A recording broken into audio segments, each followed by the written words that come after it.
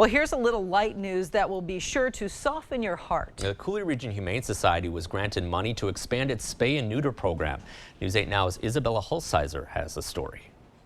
The La-crosse Community Foundation granted the Coulee Region Humane Society $11,000 to make the lives of animals that are up for adoption a little better. Even though this is a shelter, we still want to practice high quality medicine and still treat those animals appropriately. The Humane Society staff say the money is going toward new equipment, like an anesthesia machine, which would help to spay and neuter more cats and expand that service to dogs. On average, we do about 5 to 10 surgeries per week for spays and neuters, and we hope to increase that to 20 to 30 or even more every week.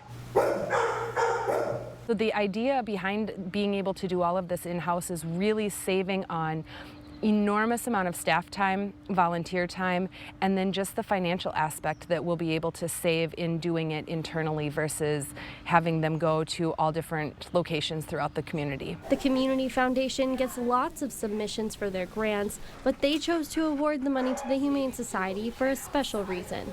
But we're particularly moved by this Humane Society grant this round because we know that pets are such an important part of people's homes. In Alaska, Isabella Hulsizer, News 8 Now.